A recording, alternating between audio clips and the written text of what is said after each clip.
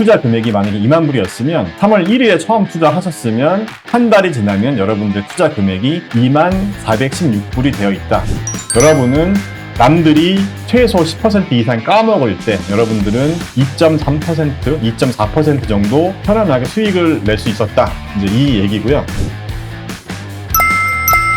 안녕하세요. 미국 주식으로 부자 되기 미주부입니다. 자, 2022년도 벌써 3개월이나 지나갔습니다. 여러분들도 1, 2월 달에 굉장히 마음고생 심하셨죠? 주가가 많이 하락했었잖아요. 3월 달에 좀 다시 올라오긴 했는데 조만간 또 한번 큰 조정이 올 것 같다는 생각이 들거든요. 지금 이 기사들 보시면 지금 제 영상을 제작하는 날짜가 3월 30일인데 어제의 날짜 29일에 장단기 금리차가 역전됐다고 합니다. 그러니까 한마디로 단기 금리가 장기 금리를 다 넘어섰다는 거죠. 자, 이런 현상이 오면 역사적으로 경기 침체가 왔었다. 이 얘기는 뭐 많은 분들도 얘기를 하시기 때문에 여러분들 잘 아실 것 같은데, 자, 이렇게 미국의 단기 국채 금리나 장기 국채 금리를 확인할 수 있는 방법은 뭐 여러 가지가 있는데, 그냥 쉽게 네이버에서 미국 국채 수익률 이렇게만 검색해 보셔도 이렇게 뭐 10년물, 2년물 뭐 이런 국채 금리를 여러분들이 검색해 보실 수 있거든요. 그래서 이렇게 보실 수도 있고, 그 다음에 이제 연준 이 프레드 사이트에서도 보실 수가 있는데, 이 사이트에서 퍼퓰러 시리즈라는 탭 있잖아요. 여기를 클릭해 보시면 사람들이 가장 많이 검색해 보는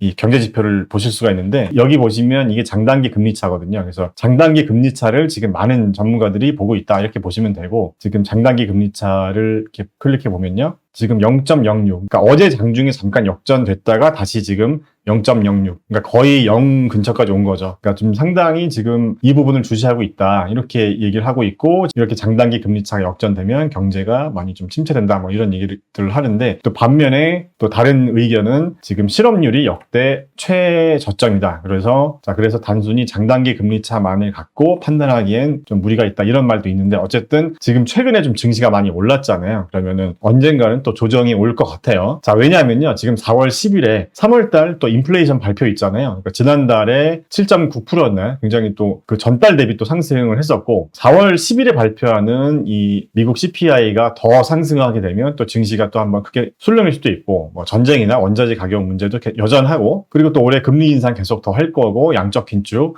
6월, 7월 정도 또 예상되어 있기 때문에 올해 증시가 출렁일 일은 굉장히 많이 있다는 거죠. 그래서 지금 뭐 3월 달에 잠깐 올랐다고 해서 우리가 안심하고 있으면 안 된다는 거죠. 지금 러시아나 우크라이나가 전쟁을 하고 있지만 전쟁을 이기기 위해서는 전략을 잘 짜야 되잖아요. 그리고 전투에서 이기기 위해서는 전술을 또 잘 짜야 되고요. 우리가 주식 투자도 이런 전략과 전술이 필요하다는 거죠. 그래서 다음 하락장이 오기 전에 우리가 어떤 투자 전략과 전술을 짤 것인지 대비가 필요하다는 거죠.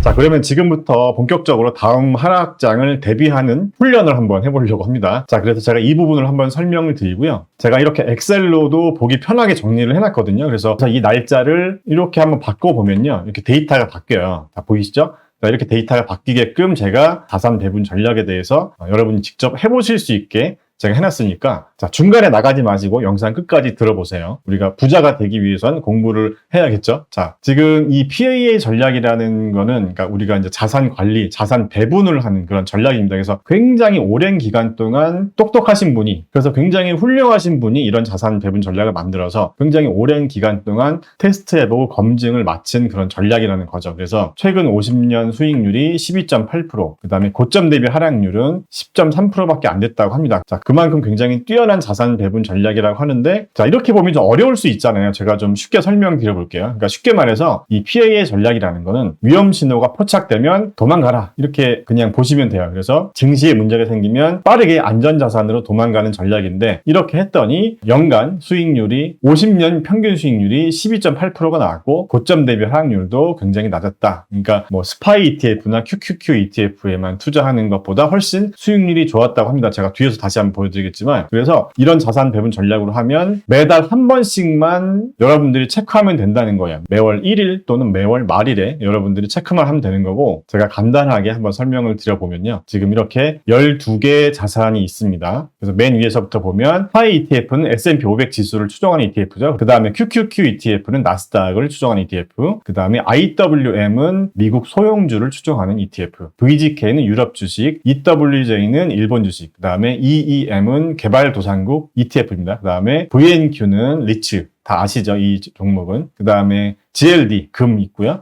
DBC, 원자재 관련 ETF가 있습니다. 그 다음에 HYG 하이힐드 채권, LQD는 회사채, 그 다음에 TLT는 미국 장기 채권 이렇게 12개가 있는데 이 12개 자산의 12개월 평균 이평선을 이제 계산을 해보고 지금 현재 가격이 아래에 있을 경우 12개월 이평선 아래에 있을 경우에는 이 하락 추세인 자산 개수를 따라서 이 IEF 미국 중기 국채로 도망가라는 겁니다. 그래서 하락 추세 ETF의 수가 몇 개이냐에 따라서 이제 일로 얼만큼 도망갈 것인지를 이제 결정하는 거라고 해요. 자, 그래서 이 안전자산, 이 IEF에 투자하지 않은 이 나머지 금액이 있을 거 아니에요. 예를 들어서 하락 추세 자산이 만약에 3개다. 그러면 IEF로 50%가 도망가고 나머지 12개 ETF 중에서 6개에 분산 투자를 하면 된다. 이렇게 이제 얘기를 하고 있어요. 그래서 지금 이 자산 관리 전략의 어떤 특징은 굉장히 보수적이라는 거죠. 왜냐하면 지금 현재 12개 자산군 중에서 하락 추세인 이 자산이 3개만 돼도 절반 정도는 거의 현금성에 가까운 이 IF ETF로 도망가는 전략이기 때문에 굉장히 보수적인 만큼 이 MDD, 고점 대비 하락도 적다는 거죠. 올해 같은 상황에서 왜 이게 중요하냐면 지금 변동성이 굉장히 높잖아요. 그렇기 때문에 우리가 변동성이 높은 장에서 시장의 하락보다 우리 자산을 더 안전하게 지킬 수 있으면 지키고 나서 상승장에서는 다시 우리가 여러 가지 기회를 만들어 볼 수 있기 때문에 좀 보수적인 전략을 가져가는 게 중요하다고 생각하거든요. 그래서 좀 보수적인 만큼 보수적이지만 그래도 우리가 시장의 수익률을 이기는 그런 전략이라고 하니까 좀 이제 알아볼 건데요. 지금 이렇게만 보면은 좀 어렵다고 느끼시는 분들이 많이 계실 거예요. 그래서 제가 한번 제가 만든 엑셀 템플릿으로 좀 쉽게 설명드려 볼게요. 지금 제가 이 엑셀 템플릿을 설명드리기 전에 여러분들이 직접 투자를 하신다고 가정을 해볼게요. 그래서 자, 이 엑셀 템플릿을 보시면 자, 이 부분만 흰색으로 돼 있잖아요. 이 부분만 수정하시라는 거예요. 나머지는 다 수식으로 걸렸기 때문에 건들 필요가 없습니다. 그래서 이 부분의 날짜를 한번 제가 수정해 볼게요. 자, 2021년 뭐 1월 10일로 한번 수정해 보면 자, 이렇게 값이 바뀝니다. 자, 날짜 다시 한번 바꿔볼게요. 얘를 2월 달로 한번 바꿔보면 이렇게 바뀝니다. 그래서 여러분이 처음으로 주식 투자를 이제 한다고 생각을 해볼게요. 그래서 여러분들이 이렇게 투자 금액을 정할 수도 있어요. 지금 2만 불로 되어 있는데 이걸 뭐 3만 불로 바꿀 수도 있고요. 이렇게. 자, 그러면 이쪽에 가격이 바뀌는 걸 확인하실 수 있죠. 자, 그래서 제가 이 엑셀 템플릿 사용법을 설명을 드릴게요. 지금 이 엑셀 템플릿은 지금 제가 방금 설명드린 이 PAA 전략을 여러분들이 직접 테스트 해볼 수 있게 제가 만든 건데 자, 지금 여기 이렇게 12개 자산군이 있었잖아요. 이렇게 12개 자산군을 이쪽에 가져왔어요. 자, 이렇게 보시면 12개 ETF 자산군이 있고 제가 종목 설명을 해놨습니다. 이 12개 자산군에 대한 종목 설명을 해놨고 이 IEF가 안전자산이라고 그랬잖아요. 그러니까 여기에 문제가 생기면 일로 도망가는 거잖아요. 그래서 얘는 연두색으로 제가 표기를 해놨어요. 그래서 이 IF는 연두색이다 이렇게 보시면 되고 자, 그 다음에 지금 방금 PPT에서 보여드렸던 것처럼 이 하락 ETF 수에 따라서 IF를 얼마나 도망가야 되는지 이 비율이 있는데 지금 여기서도 이렇게 비율을 제가 잡아놨고요. 비율은 여러분들이 수정하지 않는 게 좋을 것 같아요. 왜냐하면 이거는 굉장히 훌륭하신 분이 만들어 놓은 이 비율이기 때문에 굳이 우리가 수정할 필요는 없다고 생각을 합니다. 그래서 어쨌든 지금 수정을 하면 이 값이 바뀌긴 하지만 수정하실 필요는 없다 말씀드리고 자, 여러분이 지금 여기서 날짜를 지정하시면 자, 이 부분이 여러분이 지정한 날짜의 주가를 의미해요. 예를 들어서 나는 만약에 2020년 뭐 3월 10일 주가를 보고 싶다 그러면 이렇게 주가가 나와요. 그러니까 지금 이 주가는 지정일 주가라고 제가 표시를 해놨잖아요. 그래서 이 2020년 3월 10일 주가를 의미하는 겁니다. 자, 그 다음에 지금 이 자산 배분 전략이 12개월 이평선보다 낮은 경우잖아요. 그래서 이 날짜를 입력하면 이 이평선도 같이 바뀌어요. 12개월 이평선도 같이 바뀌어요. 다시 한번 보여드릴게요. 얘를 3월 20일로 바꿔볼게요. 자, 이때 주가가 많이 하락했을 때잖아요. 지금 이렇게 보시면 스파이가 지금 288불이었는데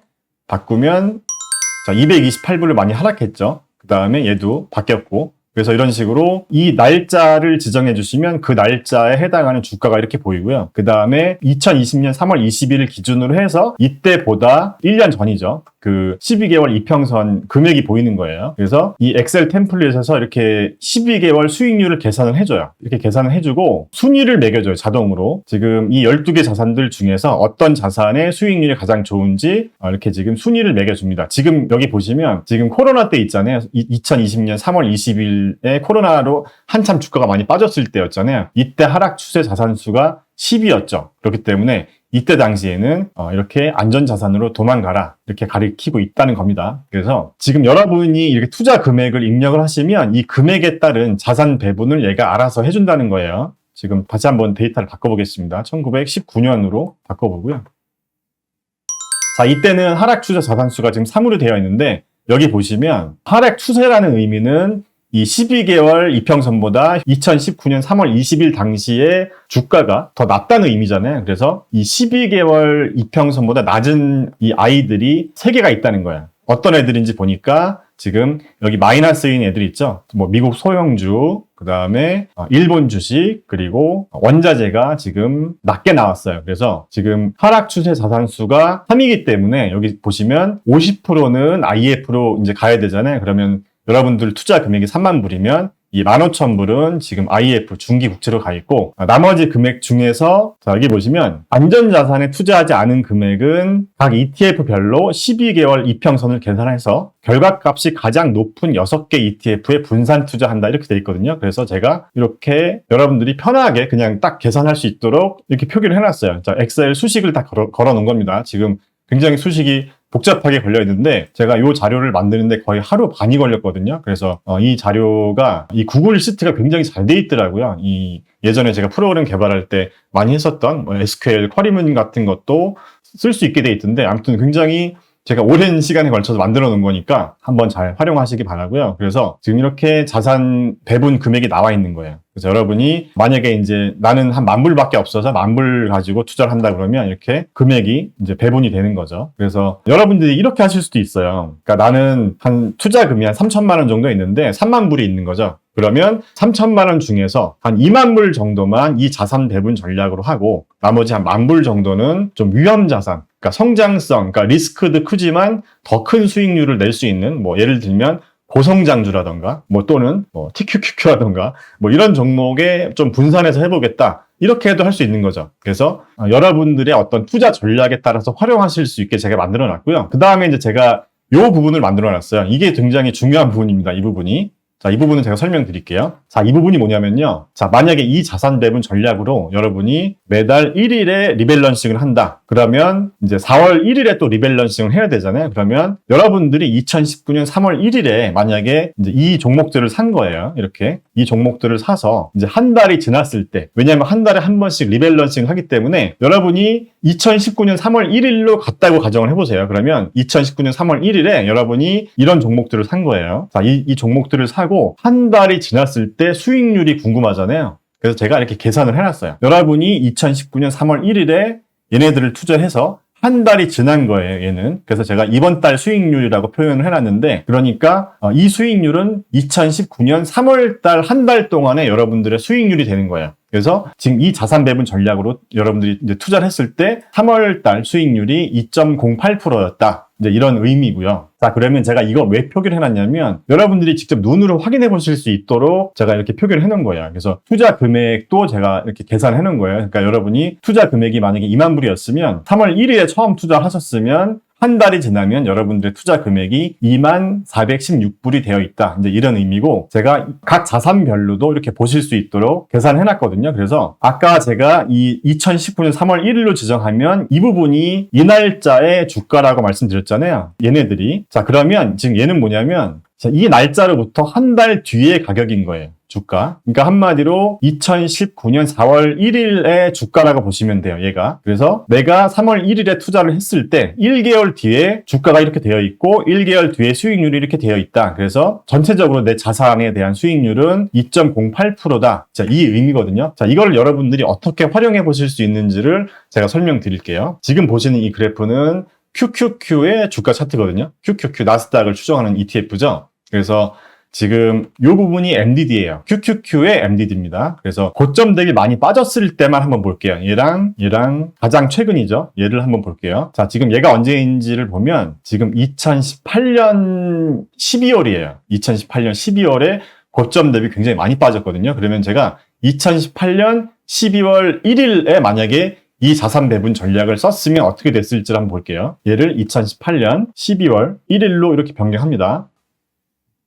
자, 한번 보세요. 2018년 12월 1일에 제가 이 자산 배분 전략으로 만약에 이제 투자를 했다면 지금 하락 추세 자산수가 9개나 됩니다. 그래서 나는 2018년 12월 1일에 IEF를 다 샀어야 되는 거예요. 2만 불을 다. 자, 그러면 결과가 어땠는지를 볼게요. 자, 2018년 12월에 나의 수익률은 2.37%가 되는 겁니다. 2.37%. 자, 그런데 지금 이 두 개를 한번 보세요. 파이와 QQQ ETF의 수익률을 보세요. 지금 2018년 12월 1일 당시에 주가가 얘라고 그랬잖아요. 그죠? 279.3불인데 한 달 뒤에 주가가 249불로 떨어졌어요. 그 다음에 나스닥 같은 경우는 172불이었는데 한 달 뒤에 154불로 한 달 만에 S&P 500과 나스닥이 10%씩 빠진 거예요. 자, 그런데 내가 이때 당시 2008년 12월 1일에 이 자산 배분 전략으로 그냥 기계적으로 이 엑셀 템플릿을 활용해서 얘를 샀다. 그러면 여러분은 남들이 최소 10% 이상 까먹을 때 여러분들은 2.3%, 2.4% 정도 편안하게 수익을 낼 수 있었다. 이제 이 얘기고요. 자, 그 다음에 코로나로 한번 가볼게요. 지금 이때였잖아요. 코로나. 지금 2020년 3월 달이거든요. 가장 저점이었을 때가. 자, 그래서 제가 만든 이 엑셀 템플릿에서 날짜를 2020년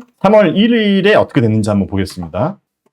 자, 그러면 이때도 하락 추세 자산수가 6개가 나왔어요. 지금 얘가 다 계산을 해준다고 했죠. 지금 순위도 다 매겨주고요. 자, 그래서 여기 보시면 하락 추세 자산수가 6개니까 지금 어떻게 되죠? IEF로 도망가라 이렇게 해서 지금 IEF에 2만 불이 지금 있잖아요. 그래서 3월달 2020년 3월달 여러분들이 이 전략을 썼다면 수익률이 3.79%가 되는 거예요. 자, 그런데 2020년 3월 달에 S&P 500과 나스닥은 어땠나 한번 봤더니 지금 보시면 16%가 빠졌습니다. S&P 500이. 나스닥은 12%가 빠졌고요. 어떤가요? 여러분들이 지금 주식 투자에서 돈을 벌기 위한 가장 첫 번째 조건은 잃지 않는 전략이잖아요. 워렌 버핏 님도 그런 말씀을 하셨잖아요. 가장 중요한 건 잃지 않는 것. 그게 첫 번째 원칙이다. 이런 말씀을 하셨잖아요. 그래서 우리가 이렇게 변동성이 심한 장에서 이런 식의 어떤 오랜 기간 검증된 자산 배분 전략을 사용하면 변동성에서 우리가 살아남을 수 있다. 우리가 증시가 폭락했을 때 일단 살아남아야 다시 상승할 때 상승하는 어떤 종목들의 비중을 다시 늘린다던가 그런 어떤 유연한 투자 전략을 펼치면서 시장을 이기는 그런 수익률을 펼칠 수가 있다는 거죠. 우리 개인 투자자들의 굉장히 큰 장점이 뭔가요? 우리 개인 투자자들은 기관들보다 빠른 의사결정을 할 수가 있잖아요. 그렇기 때문에 오늘 이런 생각을 했다고 해도 내일 또 생각을 바꿀 수가 있는 또 그런 장점이 있잖아요. 개인 투자자들이. 자, 그런데 개인 투자자들의 단점이 뭐냐면 이렇게 어떤 시스템화돼 있지 않고 좀 주먹구구식으로 투자를 하기 때문에 좀 많이 돈을 까먹는 거잖아요. 그래서 이렇게 검증된 시스템 위에서 여러분이 자산 관리를 체계적으로 하면서 좀 더 유연하게 시장 상황에 따라서 좀 자산 배분 전략을 가져간다면 시장을 이기는 주식 투자를 할 수가 있다는 거죠. 그래서 이렇게 하나하나 클릭을 해보시면 지금 수식이 굉장히 복잡하게 걸려 있어요. 제가 예전에 프로그래머 하던 시절의 기억을 떠올려 가면서 지금 굉장히 열심히 만든 거니까요. 잘 활용을 해주셨으면 좋겠고, 자, 하나만 더 할게요. 우리가 올해 들어서도 많이 빠졌잖아요. 2022년 지금 1월 달에 굉장히 많이 빠졌거든요. 그래서 2022년 1월 달에 얼마나 또 빠졌는지, 그리고 이 자산 배분 전략을 했을 때 어떻게 되는지 한번 볼게요. 가장 최근이니까 2022년 1월 1일로 바꿔보겠습니다. 이렇게 바꿔보면 자, 2022년에 S&P 500과 QQQ는 각각 5.8%와 9.6% 정도가 빠졌는데 이 자산 배분 전략으로 하니까 1.85 정도밖에 안 빠졌다 이렇게 보시면 되고요. 지금 하락 추세 자산수가 5개였기 때문에 지금 이렇게 간 거죠. 그래서 IF ETF를 83.33% 산 거고 나머지는 이제 스코어가 높은 자산 6개 분산 투자를 한 겁니다. 자, 이렇게 보시면 됩니다. 그래서 우리가 이렇게 시장이 많이 빠질 때 안전하게 잘 피해 있으면서 다시 상승할 때 우리가 또 유연하게 성장주로 갈아탈 수도 있고 좀 이런 용도로 한번 활용을 해보시면 좋겠어요. 자, 이런 식의 자산 배분 전략이 굉장히 많이 있잖아요. 자, 그래서 우리 스터디 클럽에서는 지금 4월 달에 할 거예요. 이 부분에 대한 공부를 4월 첫째 주랑 둘째 주에 걸쳐서 여러 가지 자산 배분 전략에 대해서 한번 공부해보면서 각자에 맞는 자산 배분 전략을 선택해볼 수 있는 스터디를 해보려고 하고요. 제가 이 엑셀 파일은 제 채널을 후원해주시는 멤버십 회원분들과 저와 함께 지금 공부하고 계시는 스터디 클럽 회원분들한테만 공개를 해드리려고 합니다.